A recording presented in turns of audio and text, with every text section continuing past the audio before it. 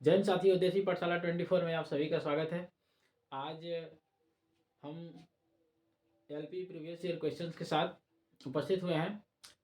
आज का शिफ्ट रहेगा 14 अगस्त 2018 फर्स्ट शिफ्ट। आज एलपी टेक्नीशियन का previous year question, original question 14 अगस्त 2018 शिफ्ट फर्स्ट के साइंस के जो भी क्वेश्चन पूछे गए हैं, इंपॉर्टेंट क्वेश्चन, उनको हम डिस्कस करने वाले हैं। जो भी इंपॉर्टेंट क्वेश्चन है उनको ही डिस्कस करेंगे। ठीक है दोस्तों, चलिए तो आज की वीडियो को शुरू करते हैं। और आज का पहला सवाल रहा, निम्न में से कौन सा एक असंतृप्त हाइड्रोकार्बन है? निम्न में से कौन सा एक असंतृप्त हाइड्रोकार्बन है? ऑप्शन है ब्यूटेन, पेंटेन, इथाइन और प्रोपेन। असंतृप्त हाइड्रोकार्बन है, क्या पूछा है? असंतृप्त हाइड्रोकार्बन, अनसेचुरेटेड हाइड्रोकार्बन। समझिए कि अनसंतृप्त हाइड्रोकार्बन क्या होता है। हाइड्रोकार्बन दो प्रकार के, पहले हाइड्रोकार्बन क्या होते हैं? हाइड्रोकार्बन जैसे कि हाइड्रो और कार्बन, इसमें मतलब ये हुआ कि इसमें हाइड्रोजन होंगे और कार्बन होंगे। हाइड्रोजन और कार्बन से मिलकर बनने वाले कंपाउंड्स को, यौगिकों को ही बोला जाता है हाइड्रोकार्बन। ठीक है, अब देखिए ये दो प्रकार के होते हैं, एक होता है संतृप्त और दूसरा होता है असंतृप्त, सेचुरेटेड एंड अनसेचुरेटेड। संतृप्त और असंतृप्त, संतृप्त और असंतृप्त। देखिए संतृप्त में क्या होता है? संतृप्त में होता है सिंगल बॉन्ड। संतृप्त में क्या होता है? Single bond. जो कंपाउंड्स बनेंगे इसमें सिंगल बॉन्ड से बने रहेंगे। जो भी कार्बन एटम से जुड़े रहेंगे, तो किससे जुड़े रहेंगे? सिंगल बॉन्ड, एकल बंध से जुड़े रहेंगे, उनको बोलते हैं संतृप्त हाइड्रोकार्बन। और असंतृप्त में क्या होता है? इसमें डबल या ट्रिपल बॉन्ड होगा। क्या होगा? डबल या ट्रिपल बॉन्ड, डबल या ट्रिपल बॉन्ड, डबल या ट्रिपल बॉन्ड, और इसमें बस एक सिंगल बॉन्ड रहेगा। ठीक है, देखिए दोस्तों, हम संतृप्त हाइड्रोकार्बन में, संतृप्त में एल्केन को रखते हैं। किसको रखते हैं? एल्केन को। एल्केन मतलब उसका फार्मूला होता है CnH2n+2। और असंतृप्त में एल्केन, एल्कीन CnH2n और CnH2n-2। एल्केन और असंतृप्त में एल्कीन और एल्काइन को रखा जाता है। ठीक है, देखिए एल्केन में क्या होता है? इसमें लास्ट में एन जुड़ता है। क्या जुड़ता है? एन जुड़ता है। और इसमें क्या, एल्कीन में क्या होता है? इसमें इन जुड़ता है। और इसमें क्या जुड़ता है? आइन जुड़ता है। क्या जुड़ता है? आइन जुड़ता है। यानी सिंगल बॉन्ड और डबल बॉन्ड कहीं भी आएंगे तो ये असंतृप्त में जाएंगे, अनसेचुरेटेड हाइड्रोकार्बन्स। इसमें जाएंगे अनसेचुरेटेड, अनसेचुरेटेड हाइड्रोकार्बन। और ये किस में जाएगा? सेचुरेटेड हाइड्रोकार्बन्स में। ठीक है, उम्मीद करते हैं समझ गए होंगे। आइए एक एग्जांपल के साथ समझते हैं। इसका सेचुरेटेड हाइड्रोकार्बन का एग्जांपल लेते हैं। जैसे n है, नंबर ऑफ n है, n इक्वल टू लेते हैं हम अगर 2। क्या लेते हैं? 2। तो इसका फार्मूला बन जाएगा क्या? C2। n की जगह पे 2 रखेंगे तो क्या हो जाएगा? C2। और यहाँ पे 2 2 4 और 2 6, H6 हो गया। ये किसका फार्मूला हो गया? 2 नंबर पे आता है मेथ, एथ आता है। क्या आता है? एथ। इसमें आता है एथ, और एथ में क्या जोड़ देंगे हम? एन जोड़ देंगे। तो क्या बन जाएगा? ये एन। एथ में एन जोड़ देंगे तो क्या बन जाएगा? ये एथेन। क्या बनेगा? एथेन। अर्थात ये एथेन का सूत्र है। जो भी एन वाला रहेगा, एल्केन ग्रुप बोलते हैं इसको। क्या बोलते हैं? एल्केन। एल्केन क्या बोलते हैं इसको? एल्केन। और इसको एल्कीन और एल्काइन क्या बोलते हैं? एल्कीन और एल्काइन। एल्कीन और एल्काइन किस में आते हैं? असंतृप्त हाइड्रोकार्बन में आते हैं। अब आइए आप क्वेश्चन पे समझ चलिए। क्वेश्चन में पहला ऑप्शन दिया है ब्यूटेन, पेंटेन, इथाइन और प्रोपेन। देखिए ब्यूटेन, पहला ऑप्शन दिया है ब्यूटेन, तो ब्यूटेन तो ये एल्केन वाले पे चल गया। एल्केन, ब्यूटेन का फार्मूला क्या हो जाता है? ब्यूट होता है C equal to N equal to लेते हैं 4, तो बनता है C4H 4 दूनी काट दो 10 ये हुआ आपका ब्यूटेन का सूत्र। किसका? ब्यूटेन का। एक नंबर पे आता है मेथ, दूसरे पे प्रोप, सॉरी, एक नंबर पे आता है meth, eth, prop, but, pent, hex, hept, oct, non, dec. इस प्रकार से रहता है, ये मूल है। ठीक है, ये फार्मूला जो बनता है ये इसके मूल है। Meth, eth, prop, but, pent, hex, hept, oct, non, dec. ठीक है, ये 10 हो गए। तो इसी पे पूछा है एल्केन ब्यूटेन का। तो ब्यूट आता है 4 नंबर पे। ब्यूट कितने नंबर पे आता है? 4 नंबर पे आता है। समझिए। दूसरा ऑप्शन दिया है पेंटेन। पेंट आता है 5 नंबर पे। देखिए दोस्तों, यहाँ लिख देते हैं, होते कई हैं, 10 को डिस्कस कर रहे हैं। देखिए पहले नंबर पे है मेथ। एन इक्वल टू जब 1 रखेंगे तो क्या आ जाएगा? मेथ। सेकंड नंबर पे 2 रखेंगे तो क्या आ जाएगा? एथ। थर्ड नंबर पे प्रूफ, 4 नंबर पे but, 5 pent, 6 hex, 7 hept, 8 oct, 9 non और 10 है डेक। ठीक है। अब देखिए ये पहला ऑप्शन इसमें कह रहा है कि ऑप्शन है कि ब्यूटेन। किसका? ब्यूटेन का। तो ब्यूट कितने नंबर पे आ रहा है? 4 नंबर पे। तो ये ब्यूटेन आ रहा है। तो C4H कितना? H10, C4H10। 4 दूनी काट दो 10। अगला ऑप्शन दे रहा है कि एथाइन। एथ कितने नंबर पे आता है?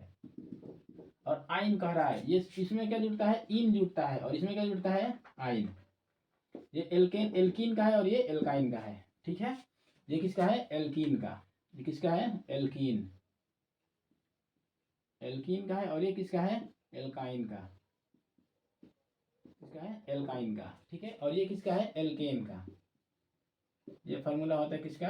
एल्केन का। ठीक है, तो देखिए आइन कहा है, आइन एथाइन। एथ मतलब n equal to 2। n equal to क्या रखेंगे? 2। तो C2H कितना? 2 दूनी के 4 में से 2 गया 2। तो किसका सूत्र बन गया? एथाइन का सूत्र बन गया। तो देखिए ये तो असंतृप्त हाइड्रोकार्बन बन गया। इसका मतलब हमारा आंसर क्या हो जाएगा? Option number C. Option number कौन सा है? सी है। ऑप्शन नंबर सी हो गया। आइए बाकी के ऑप्शन को डिस्कस करते हैं। नेक्स्ट ऑप्शन है पेंटेन। कितना है? पेंटेन। पेंट कितने नंबर पे? 5 नंबर पे। C5H 5 दूनी के 10 2 12। अगला ऑप्शन है प्रोपेन। प्रोप कितने नंबर पे? 2 नंबर पे। तो C3H 3 दूनी के 6 और 2 8। ठीक है, ये हुआ पेंटेन का, ये हुआ प्रोपेन का, और ये हुआ ब्यूटेन का, और ये हुआ किसका? एथाइन का। अब देखिए ये सिंगल बॉन्ड से कैसे जुड़ते हैं और डबल बॉन्ड से कैसे जुड़ते हैं, समझिए। देखिए हम लेते हैं C = 3। C = 3 मतलब प्रोपेन को ही लेते हैं। कार्बन पर एटम कितने देंगे? 3। और इसमें हाइड्रोजन कितने हैं? 8। सिंगल बॉन्ड सबको ऐड कर दीजिए। 1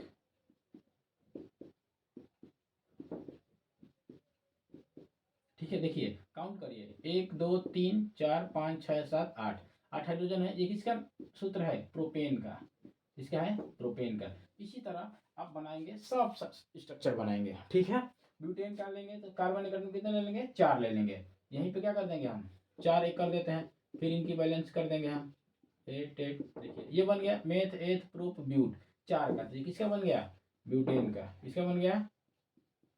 ब्यूटेन का। किसका बना? ब्यूटेन का। ठीक है, ये एल्केन हमेशा सिंगल बॉन्ड से आएगा। अब हम समझते हैं इसके बारे में, डबल बॉन्ड के बारे में समझते हैं। डबल बॉन्ड क्या आता है? देखिए C2H2। कार्बन एटम्स कितने लेने हैं? 2 ले लीजिए। 2 ले लिए। अगला हाइड्रोजन कितने लेने हैं? हाइड्रोजन कितना लेना है? 2 लेने हैं। हाइड्रोजन हम लेंगे एक इधर और एक इधर। हाइड्रोजन 2 ले लिए। अब देखिए क्या इसकी वैलेंसी पूरी है? नहीं है। 1 2 और कार्बन की वैलेंसी कितनी होती है? 4 होती है। कार्बन की वैलेंसी कितनी होती है? 2 और 4 होती है। देखिए तो यहाँ पर डबल बॉन्ड देंगे तो भी नहीं जाएगा। 1 2 3 हुआ, हमको चाहिए 4। कार्बन की वैलेंसी कितनी है? 4। तो यहाँ पे हम क्या दे देंगे? ट्रिपल बॉन्ड दे देंगे।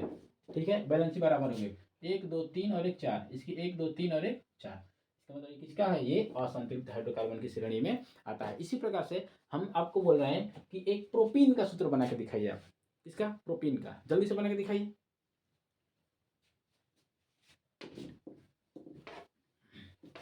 जो लोग बना लिए होंगे अच्छी बात है, नहीं बनाए हैं सीखिए। प्रोपीन। प्रोप हम बोले हैं 3 नंबर। किसका? 3 नंबर।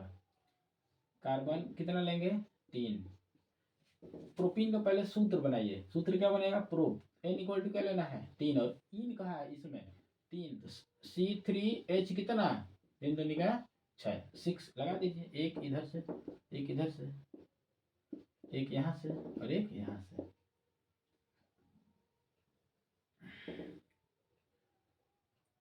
3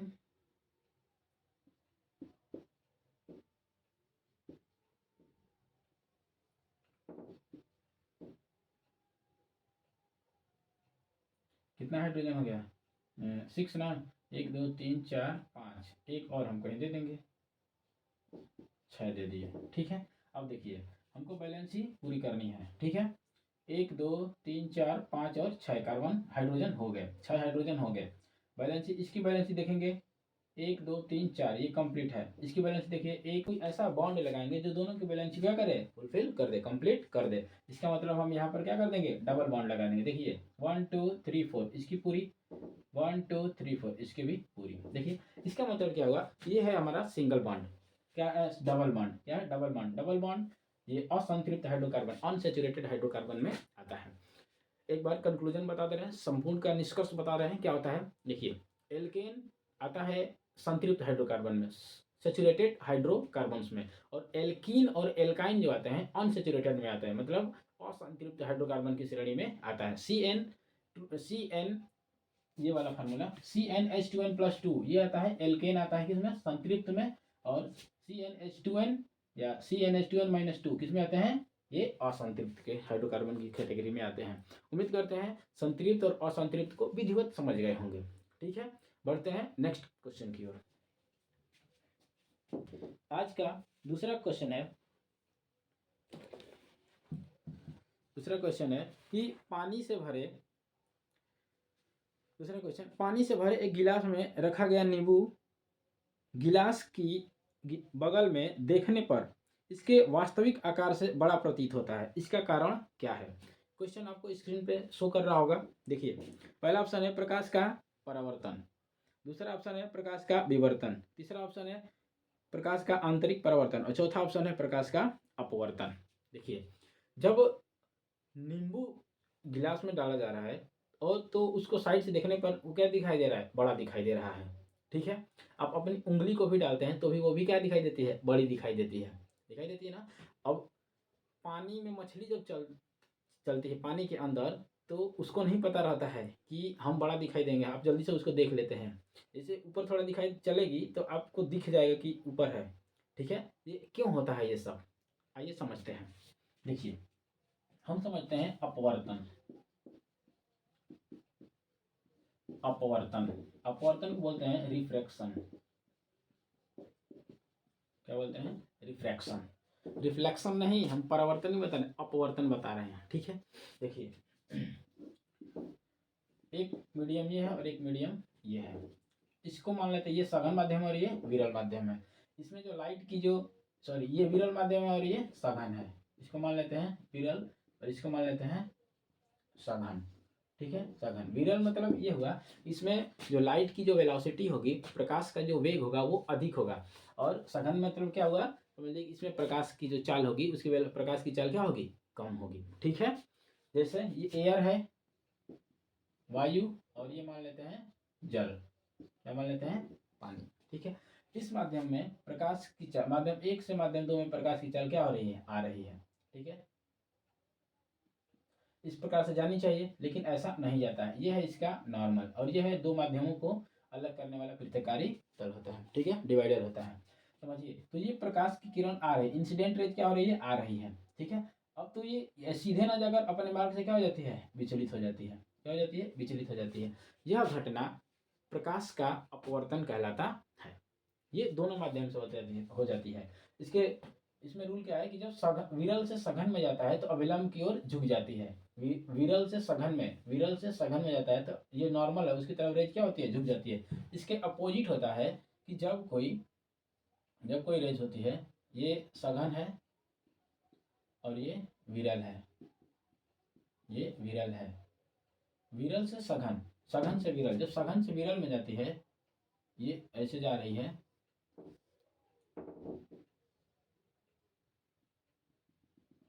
इसका मार्ग ये होना चाहिए, लेकिन ऐसे नहीं जाती है। ये कहाँ, ये अभिलंब से क्या हो जाती है, दूर हट जाती है। अभिलंब से क्या होती है, दूर हट जाती है। ठीक है, ये घटना होती है अपवर्तन की। ठीक है, इसके दो नियम होते हैं। इसके कितने प्रकाश किरण जो आ रही है, इसको बोलते हैं आपतित किरण। क्या बोलते हैं, आपतित किरण। ये आपतित किरण, इसको बोलते हैं अपवर्तित किरण, और इसको क्या बोलते हैं, अभिलंब बोलते हैं। आपतित इंसिडेंट रेज ये है, रिफ्लेक्टेड रेज है, और ये क्या है, ये नॉर्मल है। ठीक है, तो आपतित किरण, अपवर्तित किरण तथा आपतन बिंदु पर खींचा गया अभिलंब तीनों एक ही तल में होते हैं। ये पहला नियम हुआ।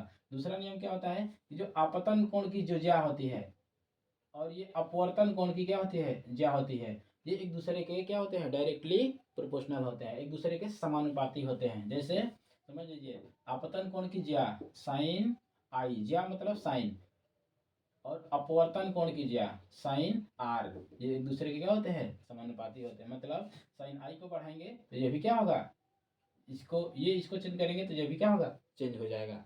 ठीक है, आइए समझिए, साइन आई जब ये कौन ये चिन्ह हटाते हैं, समानुपाती का चिन्ह हटाते हैं, तो यहाँ पर क्या आ जाता है, एक नियतांक आ जाता है जिसे हम क्या बोलते हैं, एन साइन आर। तो एन इक्वल टू क्या हो जाता है, एन इक्वल टू हो जाता है साइन आई बटा साइन आर।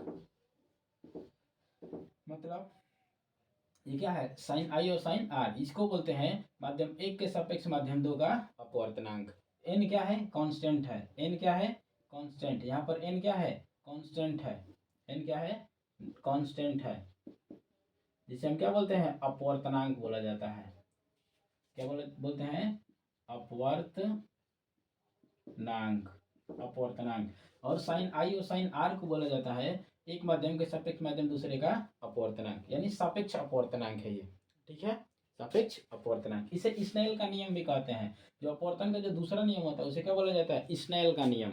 क्या बोलते हैं, स्नेल का नियम। इसे क्या कौन बताया था, स्नेल ने बताया था। ठीक है, चलिए अभी हम समझ गए। इसके कारण होती है, जैसे कोई हम पेंसिल लेते हैं और पेंसिल को कांच के ग्लास में इसे रख देते हैं तो और देखते हैं कि वो पेंसिल क्या होती है, टेढ़ी दिखाई देती है। क्यों, क्योंकि देखिए ये विरल से कहाँ जा रहा है, सघन में जा रहा है, तो ये अपने मार्ग से क्या हो जाती है, विचलित हो जाती है। ठीक है, इसलिए क्या दिखाई देगा, वो टेढ़ी दिखाई देगी। आप उंगली डालेंगे तो मोटी दिखाई देती है। उसी तरह से नींबू भी डालेंगे तो क्या होती है, आपका नींबू बड़ा सा दिखाई देता है।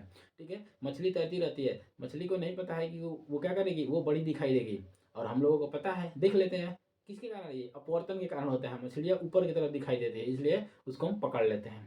ठीक है, जान जाते हैं कि ये यहीं पे आ रहा है। तो इसका राइट आंसर क्या हो जाएगा, इसका राइट आंसर हो जाएगा ऑप्शन नंबर डी। क्या हो जाएगा, ऑप्शन नंबर डी। ठीक है, देखिए यहीं से हम बता देते हैं आपको, पूर्ण आंतरिक परावर्तन, टोटल इंटरनल रिफ्लेक्शन क्या होता है। टोटल इंटरनल रिफ्लेक्शन, देखिए जब ये आई है, यहाँ से आई आ रहा है ना, आई, तो ये क्या, कौन सा एंगल है, ये आपका कौन सा एंगल बनेगा, ये आर बनेगा। कौन सा बनेगा, आर बनेगा। और इस आई की वैल्यू को और थोड़ा बढ़ा दें, और थोड़ा बढ़ा देंगे तो ये आई आ जाएगा। थोड़ा सा और बढ़ाते हैं, देखिए बताते हैं।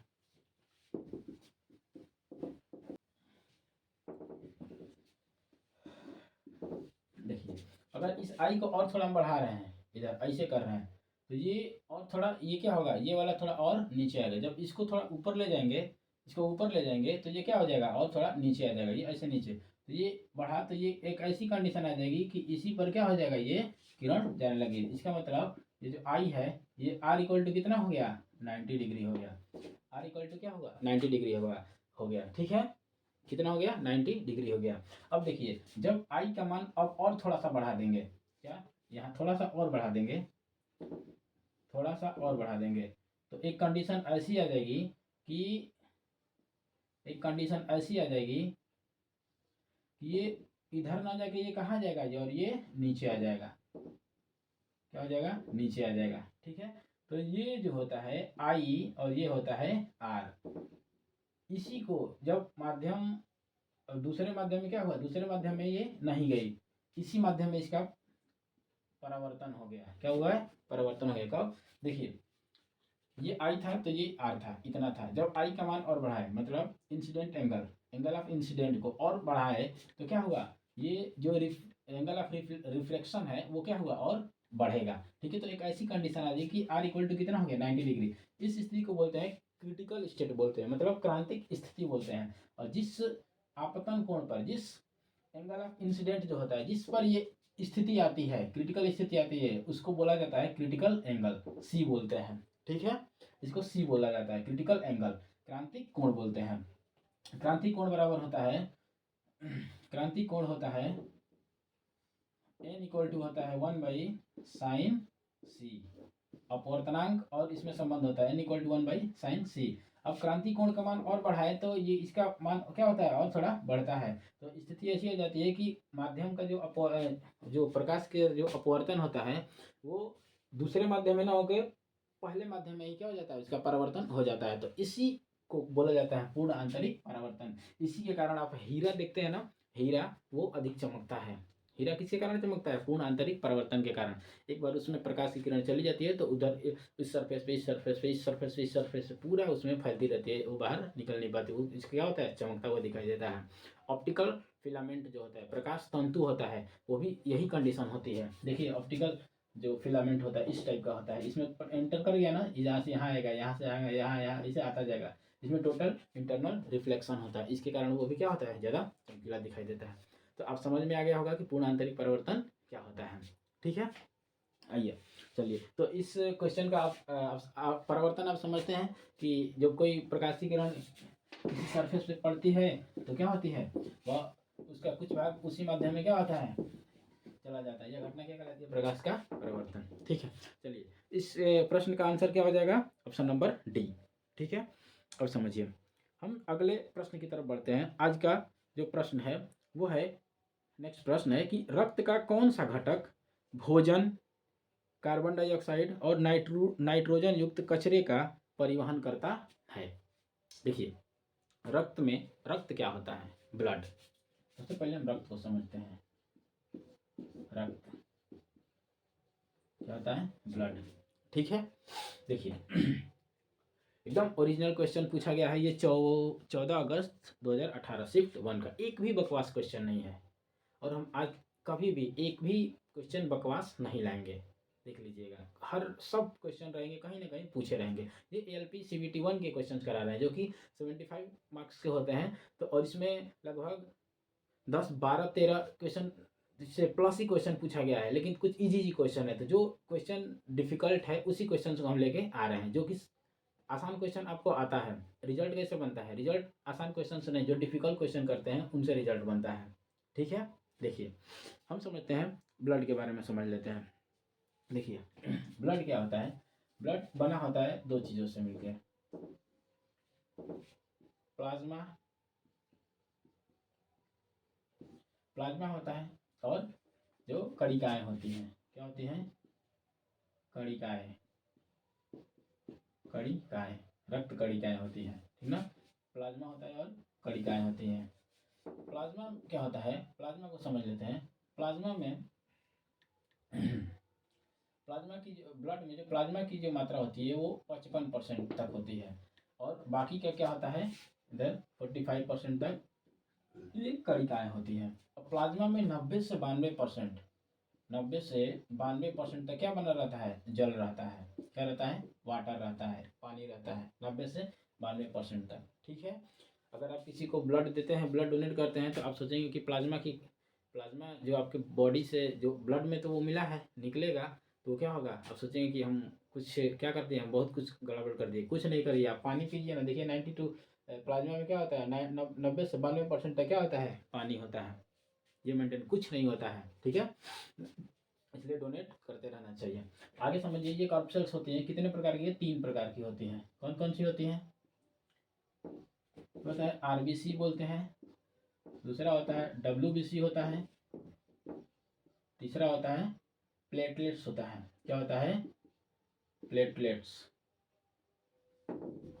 सही होती है प्लेटलेट्स, प्लेटलेट्स होती है। ठीक है, प्लेटलेट्स।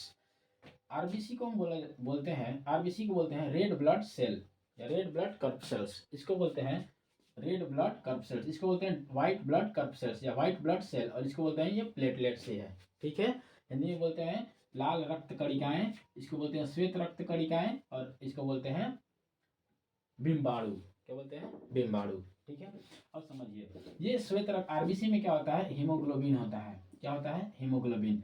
ये क्या होता है, ये ब्लड को क्या करता है, लाल करता है। क्या करता है, रक्त को लाल करता है। आगे समझिए, इसको बोला, इसका जो दूसरा नाम है ये इरिथ्रोसाइट बोलते हैं। क्या बोलते हैं, इरिथ्रोसाइट बोलते हैं। इरिथ्रो का मतलब क्या होता है, रेड होता है। क्या होता है, रेड। और रेड किसके कारण होता है, अभी आप देखें हीमोग्लोबिन के कारण। और साइट, साइट मतलब क्या होता है जी, साइट मतलब होता है सेल। साइट मतलब क्या होता है, cell. Sorry, study of cell is cytology.